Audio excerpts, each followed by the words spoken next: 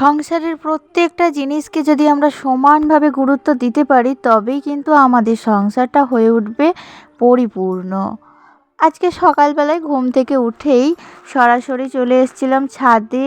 আর ছাদে রাতের কিছু বাসি কাপড় ছিল, তো সকালের কাজকর্ম সব সেরে নিয়েছি, তো বাসি কাপড়গুলো এখন কেচে আমি ছাদের মধ্যে মেলে দেবো। তো সকাল সকাল কেচে দিলে কি হয় জানো তো, মানে তাড়াতাড়ি করে জামা কাপড়গুলো শুকিয়ে যাবে, তো এই আর কি। তো যাই হোক, এখানে কিন্তু কাপড়গুলো মেলে দিয়েছি। আর সেইটা মানে কাজটা করতে করতেই চোখে পড়লো যে আমার গাছগুলোকে, জানো তো এরা আমার খুবই প্রিয়, আমার মনে একদম সেনসিটিভ একটা জায়গা এরা দখল করে আছে এই গাছগুলো। তো আমি সকালবেলায় ঘুম থেকে উঠেই প্রথমে ওদেরকে দেখি, আর রাতে ঘুমোতে যাওয়ার আগে শেষবারও একটু দেখে আসি, যেন দিনের শুরু আর শেষ দুটোই এদের সঙ্গেই হয়। কাল থেকে জল দেওয়া হয়নি বলে গাছগুলো একটু শুকনো শুকনো লাগছিল, তো তাই আজকে সকালেই প্রথমেই ওদের ভালো করে জল দিয়ে দিলাম যেন মন খুলে বাঁচতে পারে। তো ওদের একটুখানি সমস্যাও হলে যেন আমার নিজের কোথাও আঘাত লেগেছে এরকম মনে হয়, কেন যে এত ভালোবাসি বুঝতে পারি না। তবে সত্যি বলতে এদের যত্ন নেওয়া মানেই আমার কাছে কিন্তু একরকম শান্তি। সংসারের প্রত্যেকটা জিনিসকে আমরা যখন সমানভাবে গুরুত্ব দিতে শিখি তখনই সংসারটা পরিপূর্ণ হয়। তাই সংসারের অন্য কাজের পাশাপাশি ছাদের এই ছোট্ট বাগানটাকেও সমানভাবে আমি ভালোবাসি আর যত্ন দিয়ে সাজিয়ে রাখি। এই গাছেরা যেন আমাকে প্রতিদিন নতুন করে বাঁচার এনার্জি দেয় জানো। আর আজকে আমি তোমাদের দেখাবো যে অল্প পরিশ্রম করে কিভাবে তোমরা অল্প ক্লিনিং করে তোমাদের ফ্রিজটাকে পরিষ্কার রাখবে। আর মানে ফ্রিজে জিনিসপাতি সবজিপাতি যতটাই রাখো না কেন, বা যে পরিমাণই তুমি রাখো না কেন, বা যত দিনই রাখো না কেন, সব কিছু যেন খুব ভালোভাবে থাকে, সেই বিষয়ে তোমাদের কিছু টিপস আমি আজকে দেব। তো দেখো, প্রথমেই ফ্রিজ থেকে সমস্ত যেসব জিনিস ছিল, বিশেষ কোনো জিনিস অবশ্য ছিল না, যেহেতু আমাদের ফ্রিজটা মানে অল্প পরিমাণে জিনিস ছিল, আমাদের বেশি কিছু জিনিস মানে খুব বেশি তো আনা হয় না, সংসারে যেটুকু লাগে আর কি, তো সেটুকুই এনে ফ্রিজের মধ্যে ভরে রেখেছিলাম। তো সব জিনিসগুলো একটা একটা করে প্রথমে বের করে নিয়েছি। আর ওই যে দেখলে সবজির ডিব্বাটা, ওটা আমি বের করে নিলাম। তো ওটা আমি ভালো করে একটু জল দিয়ে, পরে সার্ফ জল দেবো না, সার্ফ জল দিয়ে আমি ফ্রিজটা কিন্তু মুছি না। তো এখানে আমি একটা শুকনো ন্যাকড়া ব্যবহার করছি, কারণ ফ্রিজে তো এমনিতেই ঠান্ডা, তাই জল থাকে। তো যাই হোক, আমি শুকনো ন্যাকড়া নিয়ে কিন্তু সব কিছু মোছামুছি করছি। আর এগুলো যেন একটু যদি খুলে নেওয়া হয়, মানে খুলে পরিষ্কার করতে পারলে তো খুবই ভালো। আর যদি খুলতে না পারো, কারণ আমরা তো সংসারে প্রায় দিনই ব্যস্ত থাকি, সংসারের বিভিন্ন রকম কাজ থাকে, তো সব দিন তো খুলে অতটা পরিষ্কার করা হয় না, কিন্তু এভাবে পরিষ্কার করলে মোটামুটি 20 দিন মতো তো তোমার ভালোভাবে চলে যাবে, তাই না? আর এখানে ডিপ ফ্রিজটাকে আমি কিভাবে পরিষ্কার করি, তো মানে ফ্রিজটা তো এখন অফ আছে, আর ডিপ ফ্রিজে প্রচুর পরিমাণে মানে বরফ জমে গিয়েছে জানো, কিন্তু আমি এমনিতে জল বরফ করে রাখি না। তো প্রচুর পরিমাণে বরফগুলো আমি ওই যে শুকনো ন্যাকড়াটা নিয়েছি, তো শুকনো ন্যাকড়াটা আমি সাদা কালার নেওয়া উচিত ছিল, কিন্তু আমার কাছে না কালারফুলই ছিল, তাই কালারফুলটা নিয়েছি। অবশ্য এটাতে কিন্তু কোনো রং টং উঠছে না, কোনো অসুবিধা করছে না। তো তারপরে আমি ওই ন্যাকড়াটা দিয়ে ফ্রিজটাকে ভালো করে মুছে নিয়েছি।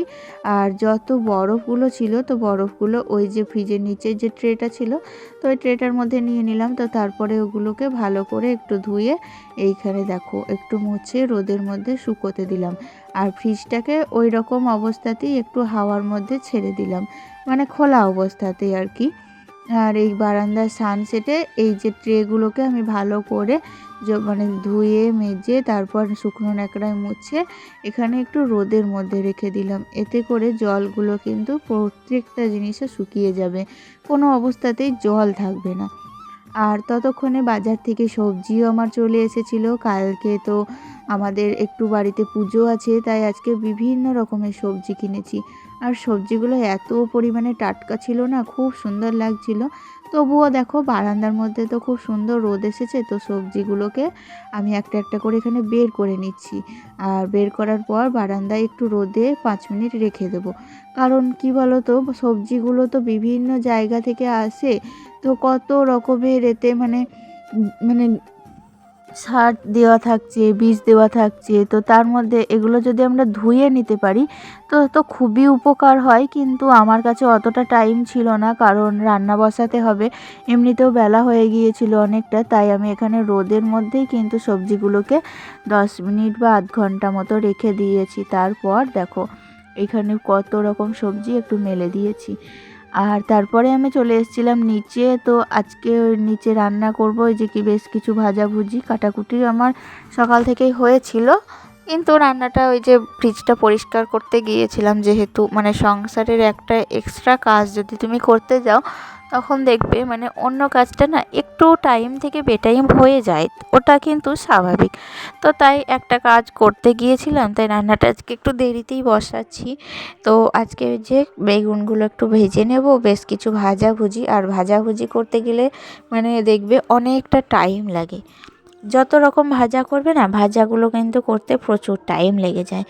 আর আজকে একটু নিরামিষের মধ্যেই রান্নাটা করব, মাছ ডিম কিছু করব না।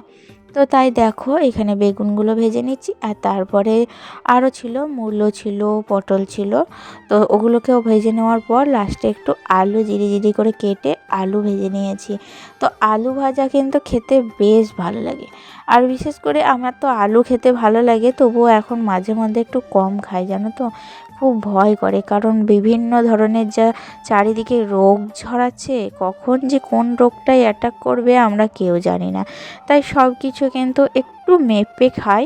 তো এখানে দেখো আলু ভাজাটা তো কমপ্লিট হয়ে গিয়েছে, আর তারপর আমি আলু ভাজাটাকে তুলে নেব। আর এখন কিন্তু আমি একটু আলু পোস্ত বানাবো, আর নিরামিষের সব থেকে বেস্ট খাবার আলু পোস্ত। তোমরা কারা কারা আলু পোস্ত খেতে ভালোবাসো কমেন্ট করে জানিও আমাকে। তো আলু পোস্তটা বেশ মাখা মাখা করে বানাবো, তার জন্য কড়াইতে তেল নিয়ে নিয়েছিলাম, আর একটু পাঁচফোড়ন দিয়ে দিয়েছি গরম তেলে। তারপর আলুগুলো এক এক করে দিয়ে ভালো করে কষিয়ে নেব। আলু পোস্তই দেখবে মশলাটা তো তেমন একটা লাগে না, তো যদি 5 মিনিট করে আলুটাকে ভালো করে কষাও তো আলু পোস্তটা স্বাদ কি আলাদা রকম আসে।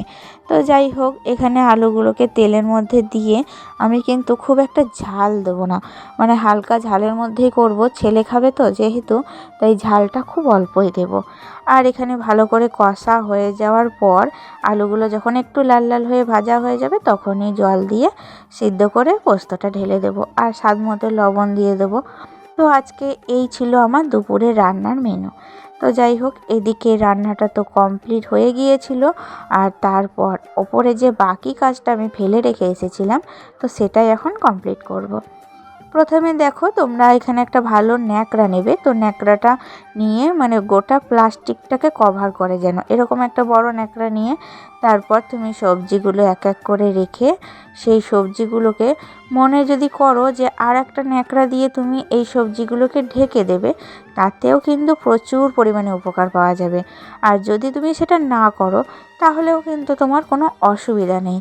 তো ওই যে সবজিগুলো যেন ওই প্লাস্টিকের মধ্যে টাচ না করে, পুরোটাই যেন ন্যাকড়ার মধ্যে থাকে, তাহলে এই রকম সবজি তুমি কিন্তু 15 দিন চালাতে পারবে। আমি নিজে ব্যবহার করে নিজে এটা উপকৃত হয়েছি বলেই তোমাদের সাথে শেয়ার করলাম। তোমরা এরকম করে ট্রাই করতেই পারো, দেখবে তোমরাও কিন্তু ফল পাবে।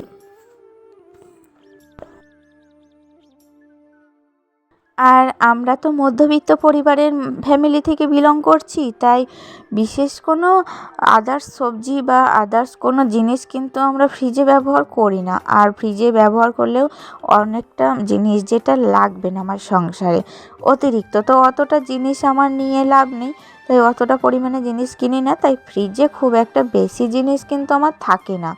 তা অল্প পরিমাণে জিনিস থাকে, যেহেতু কালকে একটু পুজো আছে তাই আজকের বাজারটা একটু বেশি এসেছে। আর এখানে নিয়েছিলাম শাকটাকে তোমরা আলাদাভাবে রেখে দেবে। এখানে ফ্রিজের যে ট্রের কভারগুলো হয় সেই কভারগুলো যদি তোমরা ব্যবহার করতে পারো না, তাহলে কিন্তু আরও ভালো লাগবে। তো যাই হোক, এদিকে যত রকমের ফল বা টমেটো যেগুলো গলে যাওয়ার মতো নরম সাইডের, সেগুলো কিন্তু আমি পাশেই রেখে দিয়েছি। তো দেখো, এখন কিন্তু আমার ফ্রিজটা পুরোটা ফুলফিল হয়ে গেছে আর পরিষ্কার করে সমস্ত জিনিস জায়গা মতো রেখে দিয়েছি। তো আমার মতো তোমরাও যদি এরকমভাবে তোমাদের ফ্রিজটা পরিষ্কার করো, ফ্রিজ পরিষ্কার করে এরকমভাবে প্রত্যেকটা জিনিস রাখো, আশা করছি তোমরা কিন্তু সাকসেস হবে। তো তারপরে এখানে বেশ কিছু নোংরা পড়েছিল, তাই মেঝেটাকে আরও একবার ন্যাতা দিয়ে নিচ্ছি। এতে করে ফ্রিজের সাথে সাথে ঘরটাও কিন্তু পরিষ্কার হয়ে যাবে। তো আমার ভিডিওটা কিন্তু আর বড় করছি না, কারণ এখন না দুপুর 2টো মতো বেজে গিয়েছে। তো এরপরে স্নান, খাওয়া দাওয়া সব কিছুই আছে। আর শরীরটা ভালো যাচ্ছে না বলে এই কয়েকটা দিন আমি ছোট ভিডিওর মাধ্যমেই কিন্তু ভিডিওটা শেষ করছি। তো চলো, আজকের মতো এখানেই টাটা। দেখা হচ্ছে আবারও নেক্সট ব্লগে।